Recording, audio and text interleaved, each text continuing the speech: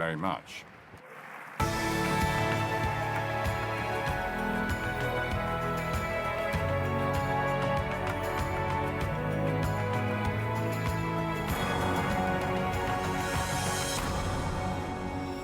Ladies and gentlemen, please welcome CEO, Africa Consulting and Trading, Ibrahima Sheikh DIONG.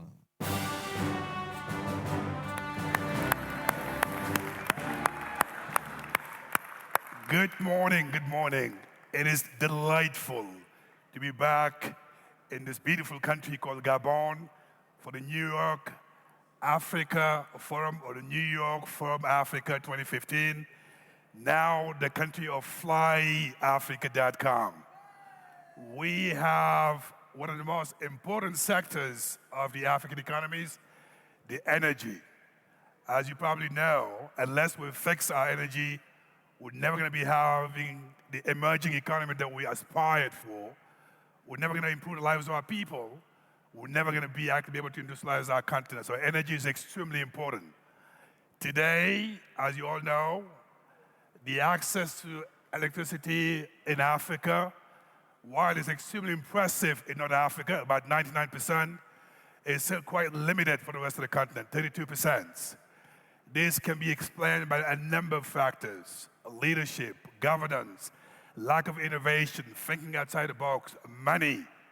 But the reality is the following: unless we fix our energy, we're never going to aspire to get to be the continent we would like to be. I am delighted to welcome on stage my panelists all the way from Washington, D.C., from Ghana, from India. We'll get a chance to talk about the problems, but the solutions. I like some suggestion, initiative, and solutions, and how we're going to fix the energy sector in Africa. So panel, come over, let's have a debate.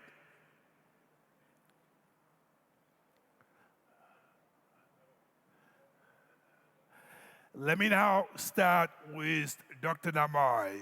You lead an organization called the African Energy Association. So you have an advantage of looking at the continent as a whole. Set the scene for us. What does it take to fix the energy sector in Africa? I'd like you to come back with some very concrete solutions. So how are we going to do that? Thank you very much.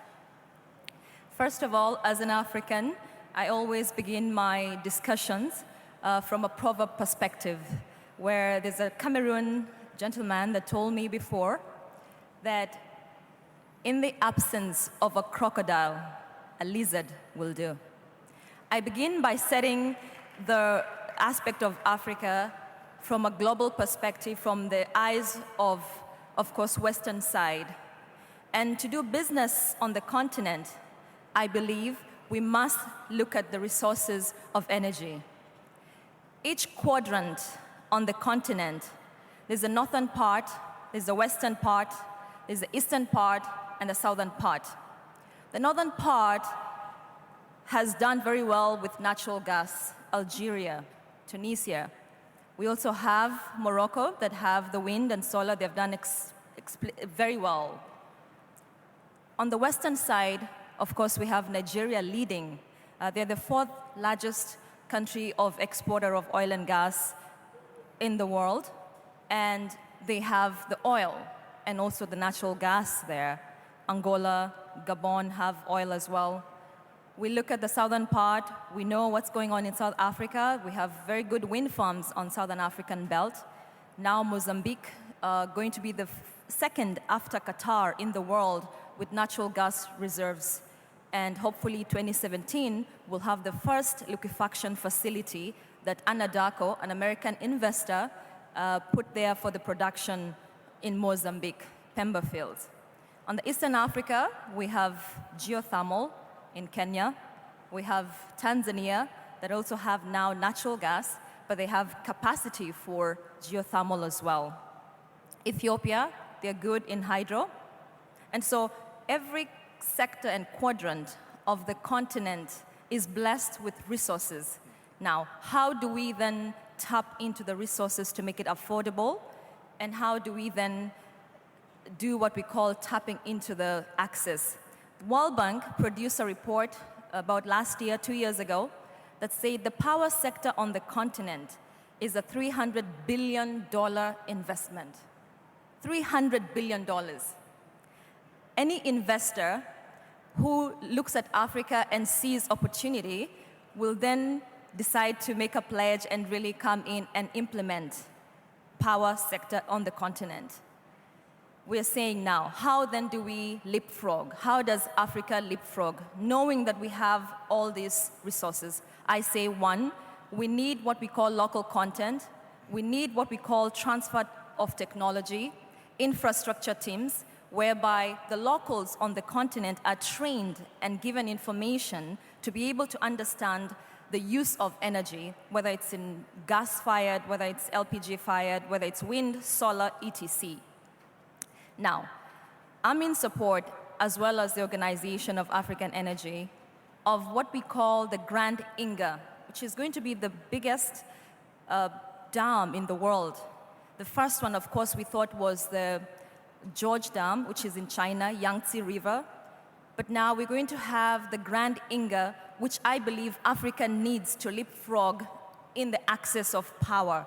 I think the dam, which is supposed to be completed 2025, is going to produce about 40,000 megawatts, which is about 40 or 39,000 megawatts, about 39 gigawatts of power. They are planning to put 52 turbines. Each turbine will produce 750 megawatts. What does that mean? It means it's going to be the superhighway of the continent, just like the way the America has the superhighways of their roads. So we're going to have the Grand Inga as the superhighway, and therefore addressing climate issues and obviously addressing the power sector. We believe this will be what Africa needs to leapfrog into the power sector. We also believe in decentralized energy. After you've tapped into the Grand Inga, we believe the transmission, the infrastructure will be in place to therefore produce and supply power to the end-use person. Excellent. So leapfrogging our resources to create access across the continent. Now, Mr. Ruben ATEKPE, you are the executive chairman of the American Company of West Africa. Now, you told me that you're very sick and tired of having these quick fixes of the energy sector. You'd like to come up with some sustainable solutions. What would be those sustainable solutions? Okay, thanks. The reality of it is that electricity and power is infrastructure. Can you get your microphone closer to your mouth so we can hear you? Go ahead. Is this better? Yeah, better. Thanks. Infrastructure and energy is a long-term investment. There's no shortcuts to it. I'm from Ghana, and 50-odd years ago, Ghana built a hydro dam almost 10 times its current capacity of power demand. It became the lead exporter in the West Africa region. This lasted us 25 years. Along the way, there were lots of arguments about overspending on that infrastructure, but today, no Ghanaian can argue that this was not money very well spent. So fast forward, after 25 years of getting used to overabundance of hydro, of establishing aluminium plants, etc., we moved to thermal because we're running out of water for hydros. With thermal comes new challenges, one in particular being fuel. So the next phase that's happening in Ghana is actually one of the projects we're involved with is bringing on board the first LNG imports facility in our sub-region. The need for thermals is that you need to consume fuels. Today, fuels are light crude is at rather low rates, but 12 months ago, we were talking $100 a barrel, and this makes a huge impact. So what are the challenges we've had structuring these kinds of projects? Almost everybody starts, this is too big, it needs too much money, but ask most people in Ghana where in the last 18 months, we've had power rationing of sometimes in extreme 24 hours off, 12 hours on.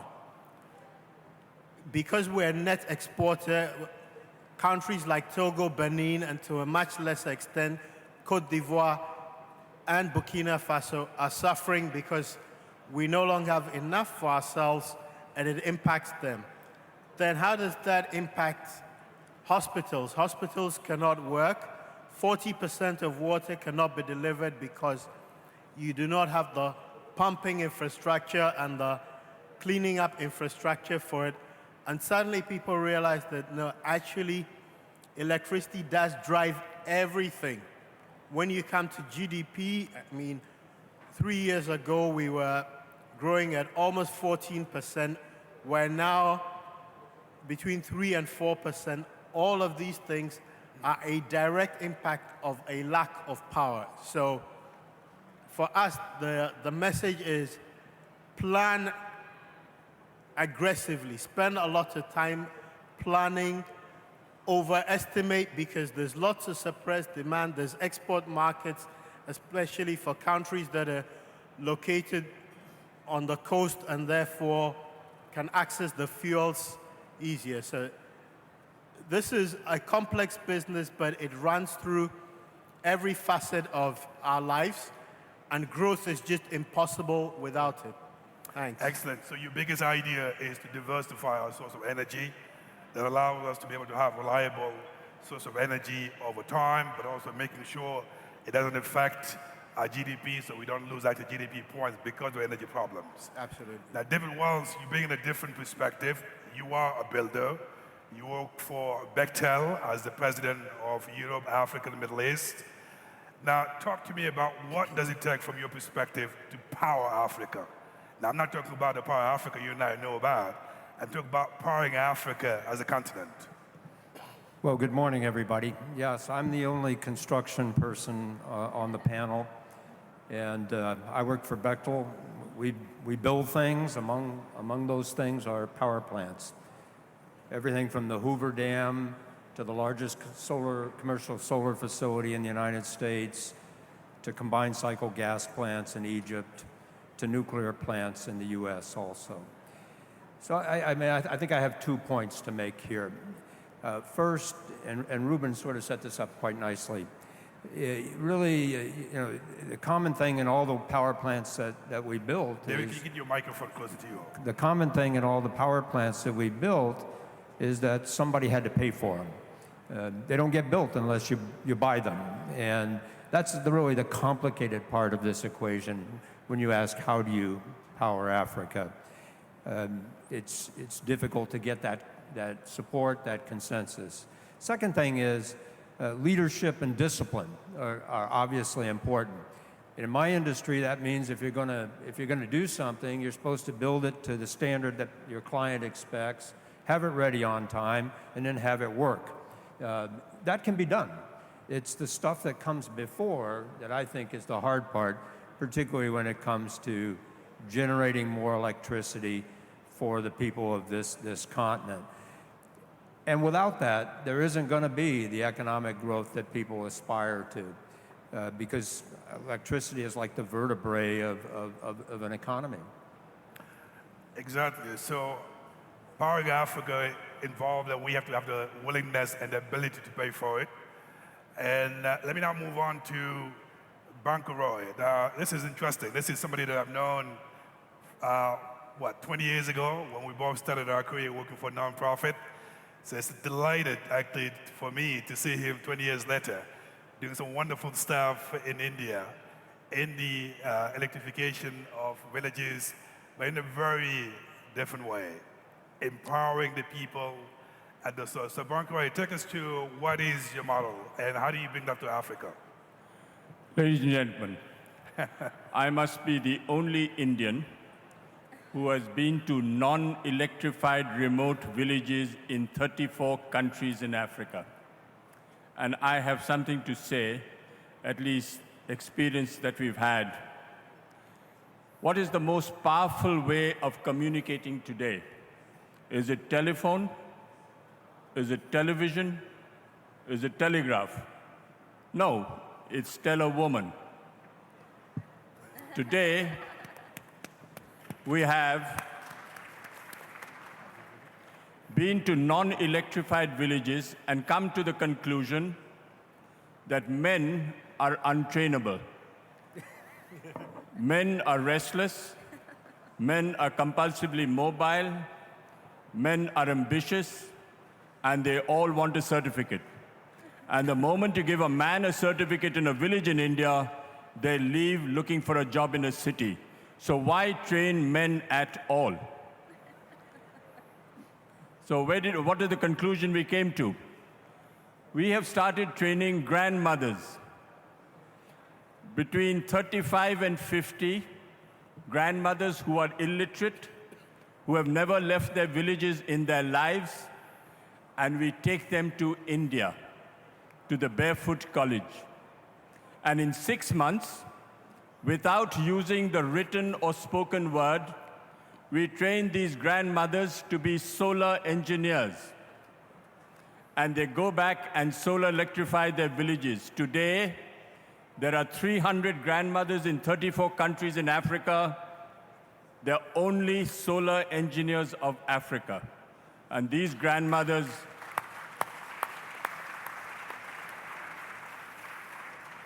not one failure.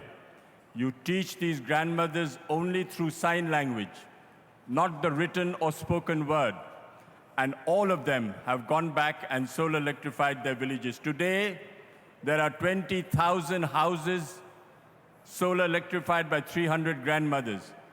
I have a fantastic arrangement with the government of India that should we select any grandmother from a non-electrified village, the government of India pays the airfare and 6 months training costs to come to India. So if any of you, ladies and gentlemen, have a non-electrified village and you want to select a grandmother to be trained, come to me. Thank you. Excellent. I always knew that the solution lies on the grandmothers, but now it's been confirmed by Bronco Roy that grandmothers are extremely important. Now, if this is the time I open up the floor to the audience to take some questions, now comments, so we can get as many responses as possible from our two wonderful panelists. So if you can get those microphones to go around, we'll get some questions from the audience, and we'll take some time to answer them.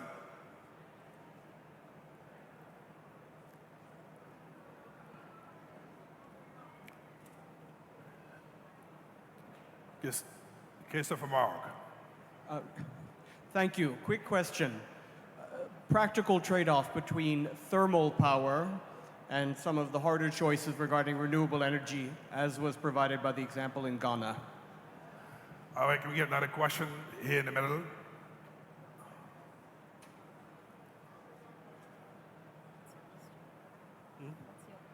It's mine. So short to the point so we can get your answers. Ok, bonjour à tous. Donc, on va dire j'ai deux questions. I have two questions. Comment définir And the first one is, how can we define energy in Africa? Because we have to know that there are several different types of energies in Africa. And of course, the importance also of the inequality in Africa. If we look at the northern part of Africa, the rate of electrification is the same thing as the developed countries. It is not the same thing as sub-Saharan Africa. And the person was talking about the diversification of the sources of electricity. Could you please specify in what types of projects we ought to invest? Because if we go from a common point of different projects that you have studied, and on the other hand, are there sectors that ought to be avoided in terms of investing? I'm sure that all these different energy projects would contribute to the development of our continent. But in terms of the local products, the small projects, what are the best? Dr. NAMAI, how do you define the energy in Africa? And then we'll get on to Ruben about diversification of the sources. How do you define energy? So that should be answering her question. Energy pretty much, again, on the context of Africa, really is the production of power for electricity purposes, etc., and for cooking, for driving, for transportation. So that's all energy. There's the compressed natural gas, the natural gas vehicle, NGVs that we have, which is doing well in Egypt's side. I'll give an example, practical example for her case. In Nigeria, for example, we set up what we call the Gas to Health Initiative, which was now helping the rural areas move away from using firewood and charcoal as a form of energy to cook, and instead using LPG, which is already readily available in Nigeria. They have butane and propane there in Nigeria, and so therefore LPG use was used to sort of create energy in terms of cooking. LPG turbines can also be used for powering. So it depends on where you are, like I said before, the locality, analyzing what's good in that particular region and how then to produce and use it for either, again, power, electricity, cooking, transportation, etc. Excellent. Now, Ruben, talk to us about diversification of source of energy. What does that mean for Ghana? Okay, so in Ghana, there's actually legislation that by 2020, 10% of all energy should be renewable.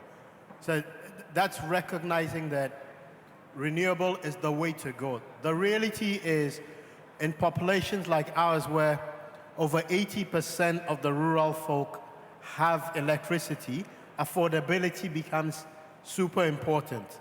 So it's really how you balance it. And you've got the big debate raging today is that should industry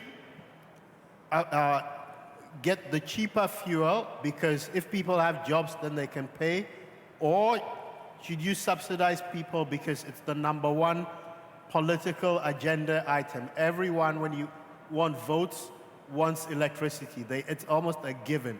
So their thermal, just practically from a cost point of view, that's where you have to go. Right. You then move to LNG and the likes, the more bulky, cheaper bits of thermal fuel. That's the way you balance it. Now, David, talk to me about the investment opportunities in this sector. What do you see the opportunities in investing in the energy sector in Africa from where you sit? Well, in reference to one of the questions earlier, there is a distinction between Northern Africa and Sub-Saharan Africa that we see in terms of accessibility. But, in Egypt, for example, where there are quite a number of people, it is not a very rich country, electricity is accessible to the overwhelming majority of the population. And I think that's because there was a decision by the leadership to make the investments, put the seed money in so that it would happen. And it's paid off for them. Now I think they're struggling with some of the same problems Ghana faces, that you have a diverse set of users. Household use has risen much more dramatically as a result of accessibility. But the affordability to the government of these power sources has also changed because of the fuel mixture that they use. The key in all this is, you have to, somebody, as I said earlier, has to pay for the project. And how you pace that and how you order it is a political decision. Doing it is actually the easy part. It's the political answers that have to be given so that, companies like ours can go to work. Bronco Roy, I think one thing that really we're all interested to know, in replicating the model, the successful model in India, in Africa, what has been the challenge and what is the opportunities and how has it been easy or difficult in actually doing what you're doing in India, in Africa? I think the answer in Africa is not centralized top-down approaches, but decentralized, demystified, bottom-up approaches, where the community is taken into confidence, where there's community control, community management, and community ownership. And that is the only future in Africa, where the community takes hold, where the technologies is accessible to the communities who can repair and maintain it. These solar mamas that we have trained in 6 months know more about solar energy than any graduate after 6 years of university, guaranteed. They install, they fabricate, they repair and maintain the solar units, which are sophisticated solar units. So why are we underestimating the powers of communities to solve their own problems? Why does it have to come from the top? I know. I mean, you been vocal about the fact that we don't need the World Bank to fix our problems. We can get it from our communities. And you've been consistent about that proposition for quite some time. Let me now start with here going to Bronco Roy. Now, I know we got lots of great ideas, NAMAI, but if there's one thing that we have to do to fix the energy sector, what would it be? It would be local content for sustainable energy development, which is in support of what McAvoy has said. So local content, Ruben, what would it be? What one thing we need to do to fix the sector? Plan and think really big, but then for implementation, you have to go down to local levels. So Ghana has, after South Africa, the second highest penetration of electricity. And how we achieve that is that local communities actually contribute for free the electric poles, and then government prioritizes access. So there's a big stake for the communities when electricity is provided. David, what would it be? Well, I don't really have a magic solution here, Ibrahima. Clearly, political leadership is essential, proper regulatory environment, local content. It also has to be a sustainable solution. I think Bunker is quite right in that. So, you know, sometimes I'm puzzled that there are views about what ought to be done, which are contrast to what's available. I mean, there's been a mixed political audience for hydropower in recent years, and but water's available in most parts of Africa to provide power. So I think people got to just have to make the decision and then do it. And then once it gets to that point, then the execution of the decision, whatever it is, that's everybody has the right to expect that would be done right. Excellent. Now, Bronco Roy, you told me in private, but I can talk about what you told me in private. You've gotten a mandate from the Indian government with resources to replicate your model all over Africa. What would you be in Africa? What do you need to get your support to make sure your model is replicated throughout the country? I only have one message, Ibrahima. After 34 countries I've been to, and I've been to the most remotest, inaccessible villages in Africa, never underestimate a grandmother. Never. Because they are going to be the only solar engineers of Africa today. Trust in them, and that is where your long-term solution lies. Excellent. Well, of course, this debate can continue for the whole day because the sector is extremely important, as you know. And unless we fix the energy sector, it will take a long time to get to really what we want to be as a continent. Now, lots of great messages are coming out from our audience. Number one is the opportunity to leapfrog our resources across the continent to increase access. Number two, it is high time that we diversify our energy sources throughout the continent so we don't rely on one source of energy. And when that energy has a problem, we get stuck. And number three, as David said, somebody has to pay for it. The investment required to fix the energy sector in Africa is extremely high. So it's not going to be done just with government money. It has to be done also with the private sector. For the private sector to get involved, there's some preconditions. And those conditions is the commitment of our governments, the legal and regulatory framework, but also the corruptions and the governance be sorted out in the way that the African countries will definitely be a safe destination to invest in the energy sector. And last but not least, always trust your grandmother, as Bronco Roy said, because at the end of the day, we're not just fixing the energy sector to get our economy going, we're also fixing it because we want to make sure we improve the lives of our people, both urban and rural. And for that to happen, the people who will be affected by the sector have to be involved in the solution. And that's why I like the solution suggested by Bronco Roy and making sure that whatever solution we come up with, the people are at the heart of the solution to make them sustainable. So join me in thanking our panelists for a great discussion. And I encourage you all to join the session this afternoon on rural electrification, because this conversation will continue and hopefully we'll get more solutions this afternoon. So thank you very much. Well done.